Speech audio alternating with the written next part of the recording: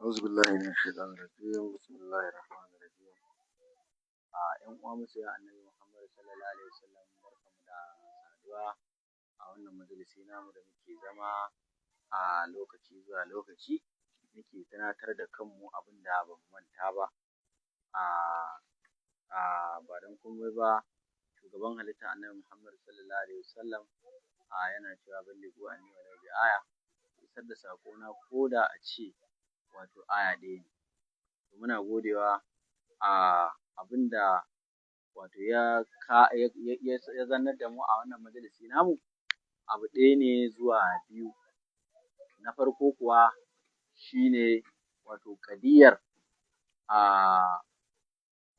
Imam Hussaini radiyallahu ta'ala anhu wa karramallahu wajhahu. Shi Imam Hussaini jikan shugaban halitta ne annabi Muhammad sallallahu alaihi wasallam.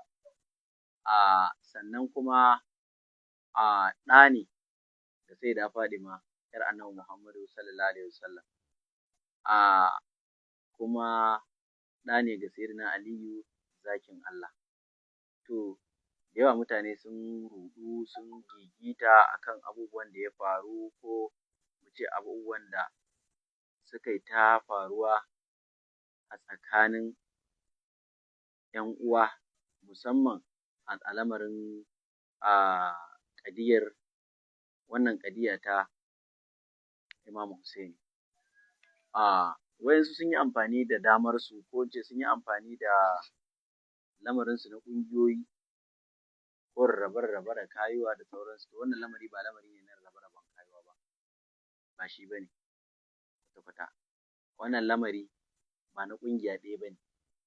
In dai ka yarda annabi Muhammadu sallallahu alaihi wasallam shugabanka ne kuma ka yarda da cewar wato duk soyayyarsa ko kuma kusantuwa ga shi wato ƙarin abu ne a cikin lamarinka, to yana da kyau ka kula da wannan lamari da yake faruwa na ƙadiyar Imam Hussaini. Ita wannan ƙadiya ta Imam Hussaini radiyallahu ta'ala anhu da yawa akwai malamai sun yi jawabai da yawa a kanta. To, amma inda abin yake abu ne guda ɗaya zuwa guda biyu. Kowa in ya zo sai ya gaba ya dawo baya, ya gaba ya dawo baya. Inda matsalar take guda ɗaya ne. Idan muka duba matafiya tamu ta Ahlus Sunna a cikin tarihin Tabari da kuma Al-Bidaya wan Nihaya da kuma Tariq al-Khulafa kamar wanda yanzu yake gaban mu kenan gashi kuna ganin sa.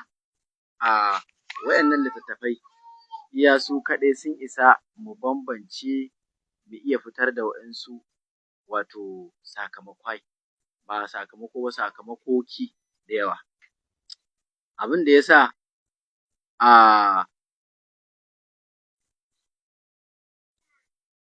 ya sa shugaba sallallahu alaihi wasallam wato ya magantu akan wannan lamari na wannan ƙadiyya tun kafin wafatin Sayyidina Rasulullahi sallallahu alaihi wasallam, wato aka yi mafarki da shi kamar yadda ya zo a cikin ruwaya.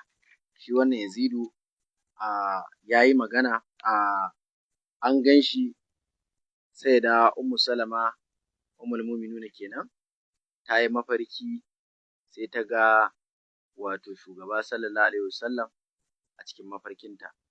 Bayan ganinsa sai yake gaya mata cewar wato mala'ika ne ya kawo min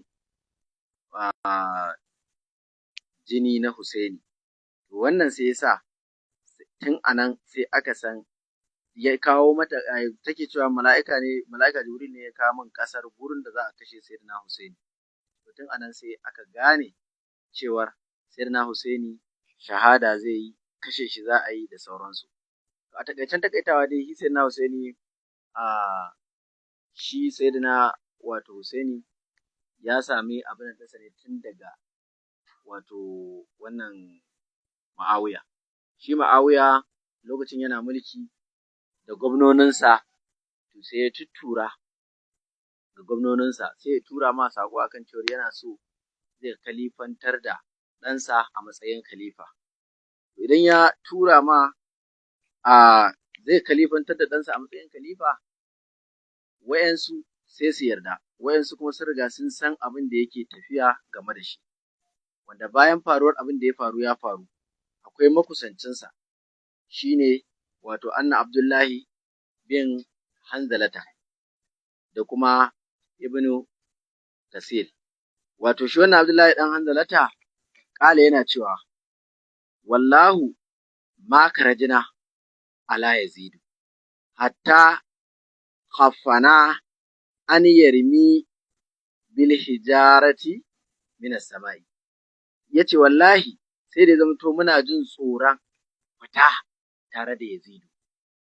Kaga wannan babban mai matsayi ne, ko a ce shamaki, ko a ce bafade na Yazid, amma da kansa yake cewa har muna jin tsoron fita tare da Yazid, ba dan komai muke jin hatta haffana muna jin tsoron an yarmi bil hijarati min samai, wato kar a jefe mu da dutsuna daga sama, wato muna tsoron kada ubangiji saboda abin da yake faruwa na Yazid bayan ya aiwatar, sannan kuma ga ɗabi'arsa, innahu rajulun yankihu ummahatil auladi, wato shi ya kasance wani mutum ne, shi Yazid kenan, da yake aure, ma'ana yake tarawa da uwa da ƴa, sannan wal banati da ƴaƴaye, wal akwati da ƴan uwa, sannan wa yashrabul kamra, shi mashayin giya ne, wai da salata, sannan kuma yana barin sallah, yana barin sallah. To wannan abubuwa da wannan makusancinsa ya faɗa, wannan magana ga ta nan tana cikin littafin Tarihul Khulafa'ur Rashidin a shafi na 205. Ya kamata ƴan uwa su duba. Ka san kuwa wannan malami yana cikin malamai na Ahlus Sunna, ma'ana malamai na mabiya ɗariƙun sufaye da sauran ɗariƙun da ba Shi'a ba. To don haka abin da muke so ƴan uwa su fahimta a nan, shi wannan Yazidu dama ba mutumin kirki ba ne, wanda Ibn Taymiyyah a cikin maganganunsa yana cewa Yazidu ya yi mulki marar adalci. Bayan ya yi mulki marar adalci, sannan kuma wato mutum ne marar nutsuwa. Ya ce ba za a yi koyi da shi ba, sannan ba za a yi tawassuli da shi ba, sannan bai kamanta ma a dinga kawo maganarsa a cikin addinin musulunci ba. Ya ce amma ba za a zage shi ba. Wannan duk magana ce daga wato Ibn Taymiyyah. To ala ayyi halin, maganar za ka ji gaba ɗayansu haka suke, suna gwamanta juna. Ma'ana za ka ji su gaba ɗayansu suna harɗewa ne a junansu.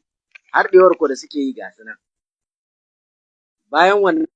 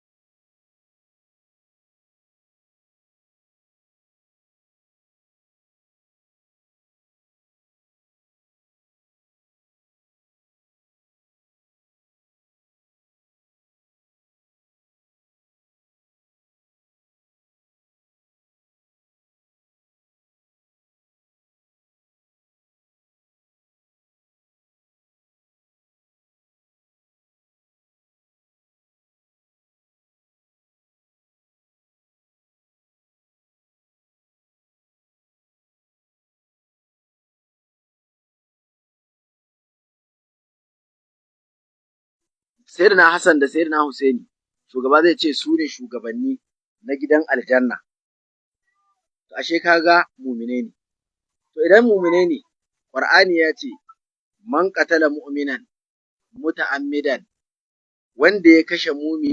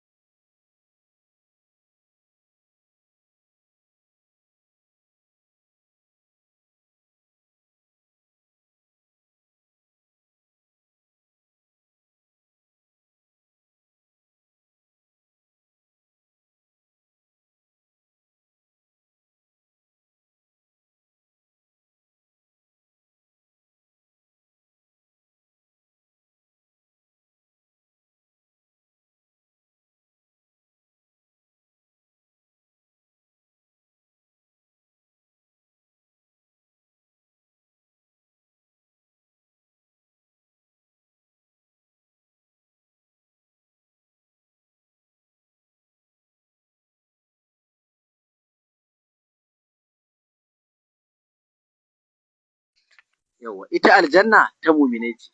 Da haka Yazidi ya kashe mumini musulmi. Ba wai batun mumini musulmi ba, mu koma cikin Qur'ani. Qur'ani Allah yana cewa wa katabna alaihim fi anna nafsa bin nafsi, yace me wal ayna bil ayni, wanda ya kashe rai shi ma a kashe shi. An ce ran musulmi, an ce ran kafiri, a'a ran kowa kawai in dai mutum ne. Nafsa bin nafsi aka ce, annan nafsa bin nafsi, ko da kafirin ya zamanto wannan kafiri ne, kafirin amana, to ba a yarda ka zo ka samu kafirin amana ka kashe shi ba, wanda bai yaƙe ka ba, bai hana ka addinin ka ba, baya tada fitina a cikin lamarinka na addinin ka, to ba a yarda ka kashe shi ba. To ya kuma wanda musulmi ne, mumini ne, kai wato babanka ya zo ya naɗa ka a matsayin abin wanda mu ƙa'ida ta kalifanci na addinin musulunci ba gado ba ne. Iya kalifanci na addinin musulunci ba gado ba ne.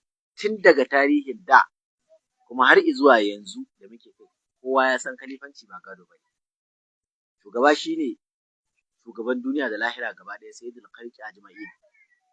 Da ya tashi zai wafati, bayan ya yi wafati, wa ya wakkala ya zamanto halifansa na farko a ahlus sunna shine imamu sayyidina Abubakar. Sayyidina Abubakar iya da ɗansa fitacce masani mai ilimi, me yasa bai naɗa shi a matsayin halifansa ba, sai aka kawo sayyidina Umar. Sayyidina Umar yana da fitaccen ɗansa wanda duniya ta sani, duniya hadisi ma ta san shi, me yasa ba a kawo shi a matsayin halifan sayyidina Umar ba? Saboda shi a tsarin kawai cancanta yake bi, ba ruwansa da dan wane ne kai dan wane ne. Sai ya kawo sayyidina Usmanu. Sayyidina Usmanu yana da ƴaƴa, ya kawo sayyidina Ali. Sayyidina Aliyu iya da ƴaƴa, shi ma aka yi abin da aka yi, duk da dai gashi ga abin da ya faru ne na kisa. To ala ayi halin ƴan uwa a masoya annabi Muhammad sallallahu alaihi wasallam, haka abin yake tun daga sama har zuwa yau. Mu kalli wane ne limamin Makka, ko in ce limamin Ka'aba, wanda muka samu labari, kaga shi ma bayan da ya tashi zai murabis, sai ya kawo Sheikh Abdulrahman, ma'ana Sudais, ɗalibinsa ne, sai ya sa shi a matsayin shi ne imam. Sai ya kawo ɗansa na cikinsa, Sheikh Shuraim, sai ya ce shi kuma shi ne na'ibi. Ba don kuma saboda ba dan Shuraim ba zai iya jagoranci ba, a'a saboda shi Sudais ya fi Shuraim cancanta a cikin magujinsa na malami. Kuma haka abin yake ta tafiya. Duk wato ko ƙungiya ko matafiya, in har bata ɗauki wato wannan matsaya ba, ma'ana bata ɗauki cewar shi halifanci na addini cancanta yake nema ba, to za ka samu wannan ƙungiyar ko kuma wannan group ɗin ko kuma wannan da'irar ta samu ci baya. wannan ko haka yake tun daga farko har zuwa yanzu. Wane ne kalifan mu na ɗariƙar Tijjaniya? Sheikh Isiyaka Rabi'u. Da ya wafati kuma fa sai ya zamanto Allah ya ƙara wa sarki lafiya, shine sarki Sunusi. Ɗansa ne shi? Ba ɗansa ba ne. Gidansu ɗaya ba gidansu ɗaya ba, danginsu ɗaya ba danginsu ɗaya ba. Dan a ‘ya'yansa ba mahaddaci, ko dan a ‘ya'yansa ba mai karatu, ko dan a ‘ya'yansa ba ɗan ɗariƙa, ba ɗaya. Abin kawai abin da ake nema cancanta ne. To, haka kuma duk kowace ƙungiya an ta duba haka take. Malam wane da Sheikh wane da ake ta kambamawa, da babansa wane ne shi? Babansa ne ya tada daga kan kujerar ya zauna? Ba haka bane. Kila wani malami ne ko malaminsa ko malamin anguwa ya tashi daga kan wannan kujerar shi kuma ya samu dama ya zauna. To ala ayi halin ita wannan waƙiya da ake ta kai kawo a kanta, to lallai ta faru kuma abubuwa da yawa sun faru, wanda mun ji wato irin abubuwan da shi wannan wato Imam Suyuɗi ya kawo a cikin wannan tarihi, wanda da yawa wa'yansu malamai sun rattaba a hannu a kansa, wa'yansu kuma ba su rattaba ba, sun ce ai wannan kissa shi'iyya ce. To ala ayi halin dai, ko da a ce ta karu ko bata faru ba, to ka san Imam Suyuɗi ba zai yi a ce abu bai faru ba addini ba kuma ya rubuta a cikin littafinsa. Ni da kai mun san wannan abin ba zai yi ba. Me ya rubuta? Ya abin ya kasance? Irin yadda wato aka yi ta kokawa da kuma kuka na faruwar wannan abubuwa, bayan abin da ya faru ya riga ya faru, mun ji da yawa daga bakin malamai, ba so muke mu kawo tarihin daga farko zuwa ƙarshe ba, amma abin da muke gutsira kamar yadda wato muka ɗauko wannan littafi, ko ce wannan littattafai muke ɗan dubawa, muke ɗan gutsira, shine wato irin yanda aka yi alhini Allah ya yi, manzon Allah ya yi, na alhinin rasuwar wato wannan babban bawa kuma ɗa a gurin Sayyidina Rasulullahi sallallahu alaihi wasallam. Na'am, ya zo wa aka raja Tirmizi ya fitar da wani hadisi an Salmi daga Salmi, qalat take cewa da kalat alayya ummul mu'minina, tace ummul mu'minuna wato ummu Salama wato ta shigo ɗakina, wa hiya tabki, ta kasance tana kuka. Fa qultu sai na ce mata, ma ya bikiki, me yake sa ki kuka yake ummu Salama? Kala sai tace, ra'aitu rasulullahi sallallahu alaihi wasallam, naga annabi Muhammad tsira da amincin Allah fil manama a cikin bacci, wa ala ra'asihi wa ala ra'asihi wa lihiyatihi atrab, a jikin kansa da gemanyarsa da abin ɗinsa da madama da ƙasa. Fa qultu, sai na ce masa, malaka ya rasulullah, me ke gare ka ya annabi Muhammad sallallahu alaihi wasallam, me yake faruwa? Kala, sai annabi ya ce mata, shahidtu qatal Husayn amfan, inna lillahi wa inna ilaihi raji'un. Sai ce haƙiƙa a yau an kashe sayyidina Husayn. To wannan matsala ce mai girma ta kashe wannan sayyidina Husayn, wanda Allah da kansa mun ji gurin da wato ya nuna alhininsa na mutuwar wannan babban bawa nasa, shine walamma qatala Husayn, yayin da aka kashe Imam Husayn, a makasat duniya sab'ata ayyamin, duniya ta zauna tsawon kwana 7, wato wa shamsu alal haidan kalmala haful ma'sarfati wal kawakibu yarribu ba'aru ha ba'arin. Wato ashams, rana ta yi wani irin dunkuli, ta yi ja, hamrat ta yi ja, wato ta yi baƙi ƙirin tsawon wasu kwanuka. Wal kawakib, taurari yarribu ba'aruhum ba'ara, wato suna dukan shahinsu zuwa shahi suna kuka. Wa kana, ya kasance a wannan qataluhu, ranar da aka kashe shi tace yawmul ashura, wato ranar ashura, ranar 10 ga wannan wata kenan.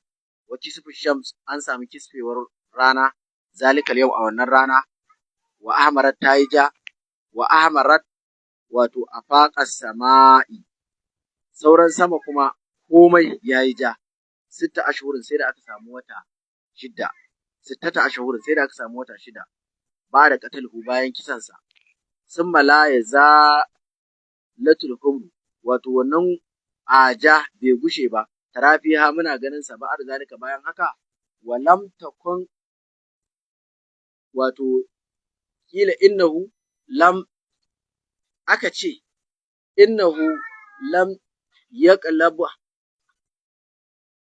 hijran baitul muqaddas yato ba wani wato dutse da yake baitul muqaddas da zaka juya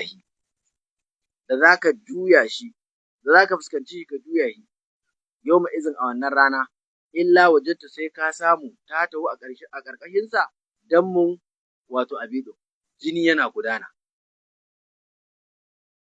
inna lillahi wa inna ilaihi raji'un wasaral wasur allazi to haka nan wato su wayannan runduna ta ramat wato suka yi abin da suka yi abin da ya faru duk dai gashi nan dai babu daɗin ji dai kwata-kwata to inna lillahi wa inna ilaihi raji'un to abin da ya faru wanda bayan Allah madaukakin sarki ya nuna wannan izaya ta wato abin da ya faru sama ta yi ɗauki watanni ƙasa ta abin nan ko ina dai an samu wannan matsaloli to bayan haka aka rawaito ruwaya wa aka rajal baihaqi aka samu wata ruwaya daga baihaqi ra'aytu rasulullahi yace na ga manzon Allah binisfin nahari a rabin wuni yace ash'asa a kabara yace na ganshi butu-butu rigarsa budu-budu waye dahu a hannunsa qaruratan akwai wani kwano fi hadamin a cikin sa akwai wani jini fa qultu sai na ce masa bi abi wa ummi ya rasulullah fansar mahaifina da mahaifiyata da raina a gare ka ya manzo Allah ma haza menene wannan kala sai ya ce min haza dammul husain wannan shine jinin sayyidina husaini wa ashabu da sahabbansa ma'ana mutanen gidansa lam azal altaqadahu munzul yawm fa ahsa zalika al-yawm fa wajadahu qatala yawma idhin to inna lillahi wannan hadisi rawahu hakim ne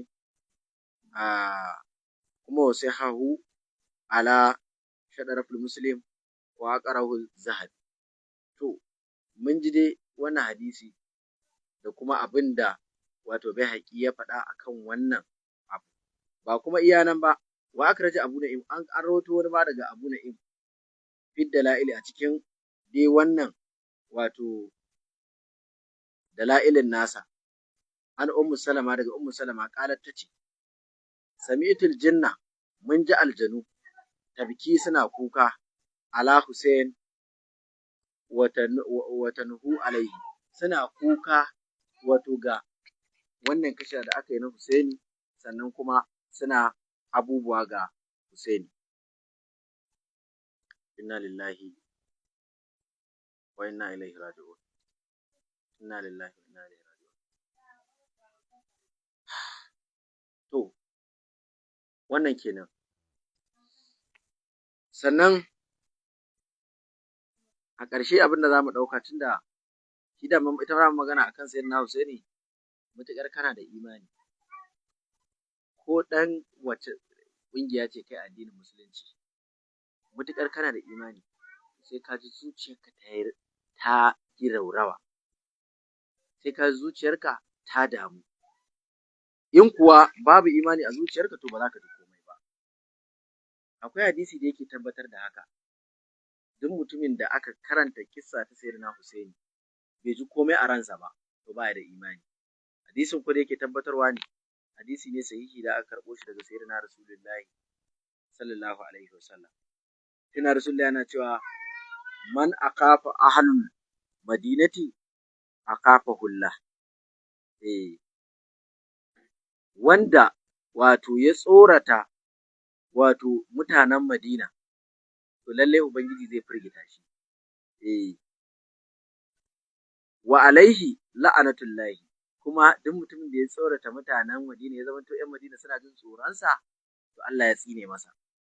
Wal mala'ikatu, mala'iku sun tsine masa wannan nasu ajma'in, da mutanen a duniya gaba ɗaya. Wannan hadisi ma sun ce sahihi ne, rawahu bi zalikal lafzi ibn Hibbana wa Ihsan an Jabir wal Bukhari fi Tariq wa ibn Asakir kama fi sahihi jami'i, dai gashi nan da lambobi. Wanzura sahihatan, to duk dai gashi nan, wa inna ma ruwaya wato Muslim da wannan lamba, to duk dai gashi nan sun inganta shi. To in dai gaskiya ne mutumin da ya zo ya kai sayyidina Husaini, ya kai a ce bai halatta a zage shi ba? Ya kai a ce bai halatta a zage shi ba, sannan a ce masa sayyidina ko a ce masa radiyallahu anhu. To baka ji hukuncin wani sahabi da a cikin Madina da ya zo ya kira Yazidu da wani suna, baka ji hukuncin da aka samu a cikin wannan littafi. Wa qala Nuwaffa bin Abi Qarat, yace kuntu inda Umaru bin Abdul Aziz, mun kasance tare da Amr bin Abdul Aziz, fa zakara rajulin, sai wani daga cikin fadawan Yazidu sai ya ambaci wani abu. Me yace? Sai yace, faqala sai yace, qala amirul mu'minin Yazid bin Muawiya, sai yace wato shugaban mu'minai Yazid dan Muawiya ya ce, haka yace a cikin wannan magana. Faqala sai wannan sahabi yace, sai yace, ta kula amirul mu'minina, kace shugaban mu'minai kuma? To anan sai wannan sahabi yace, wa amara bihi, sai ya umarni a gare shi, fa a rarbu 20 sawada, wato ai masa bulala guda 20, saboda ya ce wa Yazidu amirul mu'minina anan a cikin Madina. To yaya kuma yanzu, wanda nan muna faɗar abin da kanmu zai iya ɗauka ne, ba ma so mu kira gurin da wato kanmu ba zai iya ɗauka ba, shine gurin da wato manzo Allah sallallahu alaihi wasallam ya koka gashi a cikin kisas din a al-bidaya wa nihaya, da manzo Allah sallallahu alaihi wasallam da kansa aka ganshi a ru'ya, ya zo shi ya ɗauki kan sayyidina Husaini ya koka, suka zo su 10 da sayyidina Rasulullahi, sayyidina Abubakar, Umar, Usman, Ali, Fadima radiyallahu ta'ala anha, sayyidina Jibrilu, Mika'ilu, Israfilu, Azra'ilu, su 10. Sayyidina Rasulullahi ya ɗauki kan sayyidina Husaini ya kuka ya la'ana. Shi ma wannan wa yake sai sayyidina Abubakar ya ɗauki kai, bismillah, wannan su karba.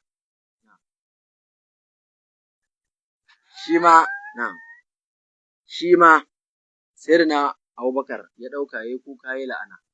Shi ma sayyidina Umar, shi ma sayyidina Usman, haka sayyidina Aliyu, haka zo kan sayyida Fadima, haka har zuwa kan wayannan wato mala'ikatul muqarrabun, kowa yayi la'ana akan abin da wato aka aikata wa jikan manzo Allah sallallahu alaihi wasallam.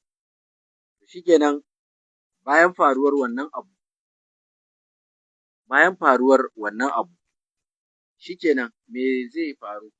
Akwai wani guda ɗaya, shi wannan guda ɗayan wato ba shi ya kai sayyidina Husaini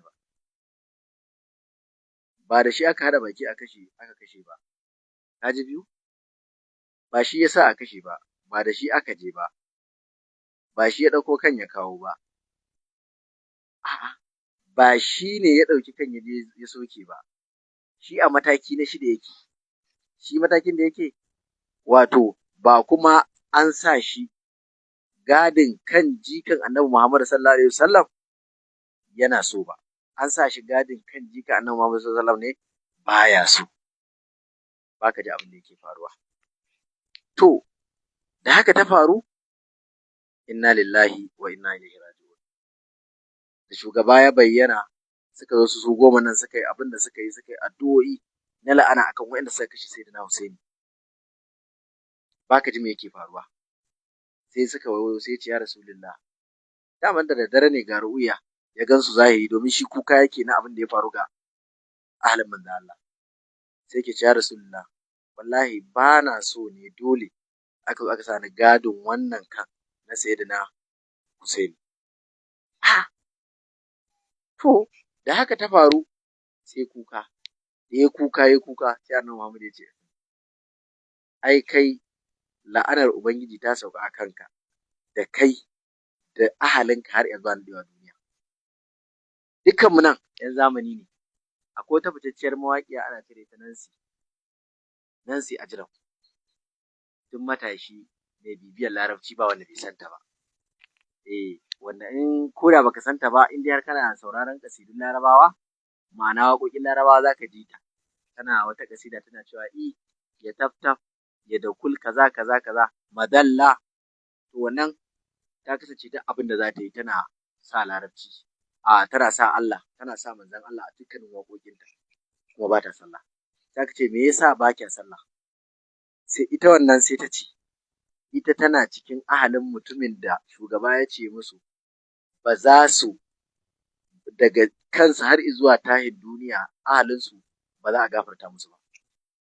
Shi ne yasa tana addini tana komai tare da addini, tana karatu tana komai amma ba ta sallah. Wannan kuma ya tabbata ko yau ko yanzu in ka je ka umara za ka ga waɗansu mutane suna rungumar Ka'aba suna kuka suna ba laifin mu bane laifin iyayenmu ne da Larabci.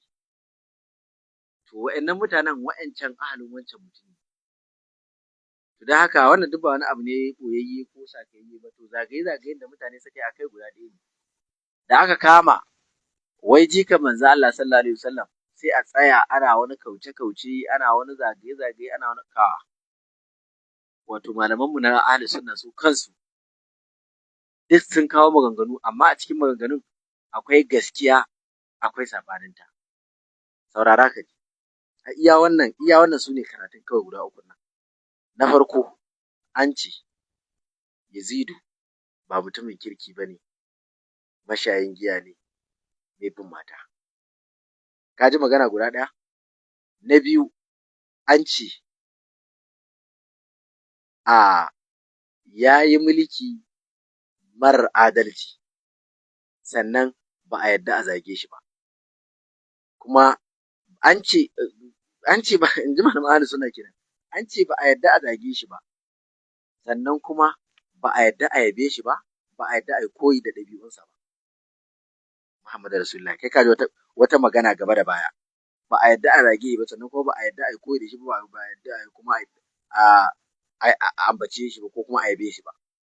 Wannan duk malaman ahli sunna su Ibn Kasir da sauransu duk sun tafi akan haka.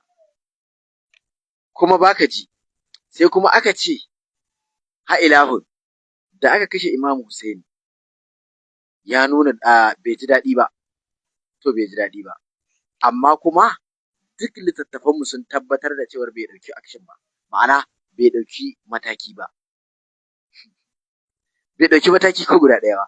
Duk wato sun tabbatar da haka bai ɗauki mataki ba. Kaji biyu. Sannan kuma bai ji daɗi ba kuma bai ɗau mataki ba. Sannan kuma ƙarshe dai shi wannan wanda ake zargi shi ne na ƙarshe ko kuma shi aka ɗorawa alhakin kisan Sayyidina Husaini daga cikin sojojinsa, an zo an bashi minista. Kai, ka ce baka ji daɗin abu ba to kuma wanda ya abun kuma wanda ya kuskuren in kuskure ne. Wanda ya kuskuren kuma ka zo ka girmama shi. Ya lamarin nan yake. Sannan shi Imam Husainin nan da ake magana a kansa. Iya ɗaya daga cikin wanda Allah madaukakin sarki yake cewa qul la as'alukum alaihi ajran illa al-mawaddata fil qur'an. Wato ka gaya musu ya shugaban halitta sallallahu alaihi wasallam la as'alukum alaihi ajran. Ba na neman komai a gare ku na daga lada ko roƙon komai a gare ku na daga lada. Illa al-mawaddata fil qur'an, kawai illa ƙauna ta makusantan Annabi Muhammad. To yanzu nuna ƙauna ta makusantan Annabi Muhammad ne kace sayyidi Yazid radiyallahu anhu, a ina ka samu wannan? Ya kashe yanzu da a ce za ka samu alƙalin da ya fi kowa adalci a Najeriya sai ɗanka ya laifi, bashi ma alabashi ma kai ka san ɗan ba laifi ba, sai wannan alƙali ya zartar da hukunci aka yanka shi aka kashe shi. Dan Allah zaka ce wannan alƙali mutumin kirki? Mutukar ka san ɗanka ba laifi ba, zaka ce wannan alƙali mutumin kirki? Ba za ka ce masa mutumin kirki ba. Da ni da kai ka san haka. Sannan Alƙur'ani, a Alƙur'ani mai girma an ce wanda ya kashe mumini. To ya ka gani? Sai dai. Don haka wannan ƙadiya ba wata ƙadiya ce da za a rufe kai a ta wani nuku-nuku ana kauce-kauce ba kawai. Yawa ba kauce-kauce da nuku-nuku za a yi ba kawai. Yawa in dai akwai wato zaƙan amal imanu, in dai akwai ɗanɗanon zaƙin imani a zuciyarka, dole ne kai alhini na rasuwa na wannan kisa na kisan gilla da aka yi wa jikan annabi Muhammadu. Sai dai in dama annabin kai ba kowa bane, ba komai bane a gunka. Idan ba komai bane a gunka to shikenan ba wata wahala, kar ka biyo kanka wahala. Amma in dai wani abin ne a gunka, ya zama dole fa, dole ne wannan ga musulmai, dole ne ga musulmai, dole ne fa. Sai sun nuna alhininsu ga wannan kisa da aka yi. Ai ba iya Hussein ne ya rasu ba, kuma an kakkashe mutane da yawa. Amma wane ne wanda wato aka yi irin wannan a kansa? Babu. Abdurrahman bin Maljamin ba shi ne ya zo ya kai Sayyidina Ali ba? Ana ambata shi? Shi da Allah. Akwai irin su wanda suka kashe shi kansa Sayyidina Umar. To me aka ce musu? To duk irin wa'ansu abubuwa ne, ɗan uwa, da ya kamata mu dawo da hankalinmu, mu tsaya, mu kalli abin cikin hankali, mu kalle shi cikin nutsuwa, Ba fa ruwan Allah da ni fa aƙidata sunna nake bi, ba ruwan Allah da ni aƙidata dariƙa nake bi ko shi'a nake bi ko qadiriyya ko tijjaniya, ba ruwan Allah da wannan ba. In an zo ahlin manzo Allah, kawai ahlin manzo Allah ake magana. In an zo gidan annabi, to gidan annabi kadai ake magana. Gidan annabi kadai ake magana. Rabbakallah. Wacan ka ja aya cikin nisa'i, ka ce ban qatala mu'minan muta'ammidan kaza kana ta jan aya kana kumban baki. Ga shugaban mu'minai wanda Allah manzo Allah ya tabbatar mana cewa ba wanda zai shiga aljanna sai Allah ya dawo da shi matashi dan shekara 32 ko da 1 mai jini a jika tukuna ko bai tsohon mutum haka annabi ya gaya mana.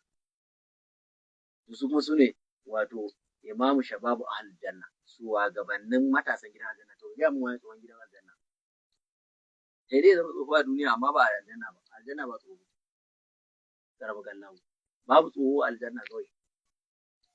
To shugabannin mumini aka kai a can ka ce an kai mumini Allah ya tsine mutum, to a nan kuma an kai shugabannin mumini kuma ba za a yi magana ba. Saboda me?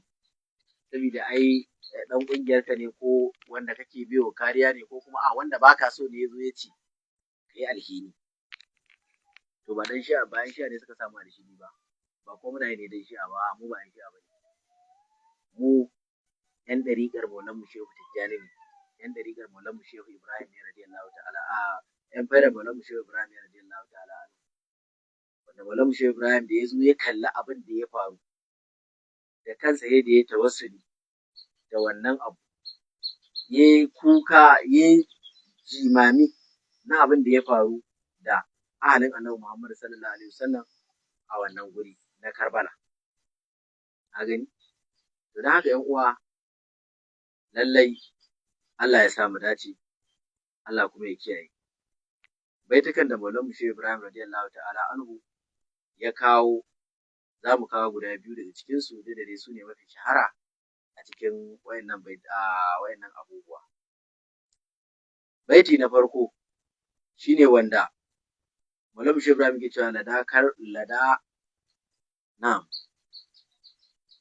haka yake cewa me? Lada Karbala zurtul Husayn mawasila liwalidihil mardi min Allah daliba. Yace na ziyarci Karbala ai a Karbala na ziyarci Sayyidina Husaini radiyallahu ta'ala anhu, wato ina mai yin tawassuli da shi zuwa ga mahaifinsa Sayyidina Ali radiyallahu ta'ala anhu wa karramallahu wajhahu. Ina mai roƙon Allah ya biya min dukkanin buƙatuna, ya ba dukkanin kariya sabida wato Sayyidina Husaini. Yace Aliyu abis subidaini, Aliyu abis subidaini laysa bi sayfihi. Yawa. Yace bi. Na'am. Birarabatihil samsami annahal mahaiba radiyallahu ta'ala anhu. Yace Ali mahaifin jikokin Annabi, mahaifin Sayyidina Hassan da Sayyidina Husaini biyu su kenan. Shine Abu Subidaini, baban wato Sayyidina Hassan da Sayyidina Husaini, zakin Allah. Yace zaki ne kuma jarumi. Yace da bugun takwabinsa mai kaifin nan, Allah madaukakin sarki wato yakan kawar da manya-manyan fitintunu da bala'o'i. Amma ga kuma ‘ya'yansa a cikin wannan hali na karbin wa bala'o, wanda Sayyidina Husaini shi kansa lokacin da aka je bakin wannan guri ya ce, nan wannan guri ne aka ce masa sunan wannan gurin Karbala. Da aka ce masa sunan wannan guri Karbala sai da ya addu'a, ya ce Allah ka tsare mana, Allah ka tsare mu daga karbin wa bala'o. To kaga wannan ya kamata ‘yan uwa wato mu hankalta mu kuma ankara. Mu ankara. Da haka Allah ya kiyaye mu, Allah ya sa mu dace. A wannan gadiya da malamai suka yi ta tattauna ta, Allah ya sa wato ƙarshenta aka zo ko kuma a ce lamarinta aka zo game da wannan. Shugaba sallallahu alaihi wasallam ya faɗi maganganu da yawa, wanda da yawa wanda bai zo ra'ayin masu ra'ayi ba, za ka ji suna karhanta ta suna kinta. Amma dai ba yanda za a yi. Ba yanda za a yi. Shi lamarin Allah ne. Lamarin Allah ne. Shi kansa Sayyidina Husaini na gaya mana lokacin da ya isa Karbala, sai da ya addu'a yake cewa Allahumma inni a'udhu bika min al-karbi wal bala'u. Allahumma inni a'udhu bika min al-karbi wal bala'u. Kaga shi ya riga ya san komai. Kai Muhammadu Rasulullahi. Da haka yan uwa a nan za mu tsaya. Abinda muka yi faɗa daidai Allah ka ba mu lada. Abinda kuma muka yi kure ya Ubangiji ya wato yafe mana. Muna tawassuli da wannan zama, muna tawassuli da sayyidul kalbi sayyidina Rasulullahi. Allah wato ya halin da mutane muke ciki, Allah ka ɗauke mana.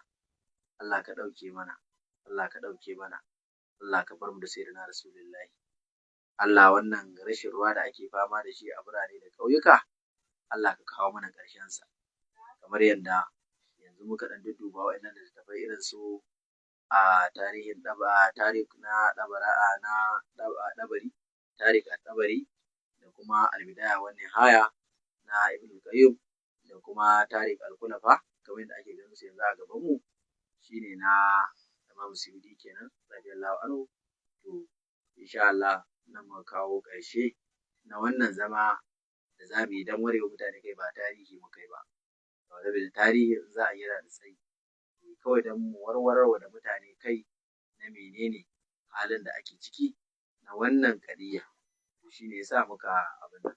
Da haka yan uwa masu yana Muhammadu sallallahu alaihi wasallam da Annabi. Abinda kuma mutum bai fahimta ba sai ya nemi malamai. Yawwa. Mu ba malamai bane, ɗalibai ne. Kasancewar rashin manya ya sa muka zama dole muka zamo abin nan. Da haka yan uwa Allah bar mu da Annabi Muhammad. Wanda suka ɗauki nauyi na wannan zama kuma matasanmu na zauren ambato kenan da muke zama a wannan zawiya ta mutu zawiyar Harazmiya. Muna godewa. Sannan muna addu'a wanda ba su da kasuwa Allah ka ba su, wanda kuma suke da ita Allah ka kawo kasuwa. Mu kuma harkokinmu na rayuwa Allah ka yi mana buɗe a kai. Allah muna addu'a wannan mutum da ya kama su abin nan Yazidu kenan, Allah idan da hannunsa ko da hannun wani nasa Allah ka tsine masa duk wanda yake da hannu akan kashe ya jikokin manzon Allah. Allah kashe Allah ka tsine musu, ba za mu daga musu kafa ba saboda mun fi son jikokin annabi da kowane sahabi, ba wani sahabi da ya kai jikan annabi abu, babu shi. Yawwa dan haka Allah bar mu da annabi. Qul qawli hadha wa astaghfirullah li wa lakum min kulli dhanbin. Subhana rabbika rabbil izzati amma yasifun wa salamun alal mursalin walhamdulillahi rabbil alamin. Wala hawla wala quwwata illa billahi al-aliyyil azim. La billahi al-aliyyil azim. Amin shi ko? Yawwa insha Allah. La billahi al-aliyyil azim.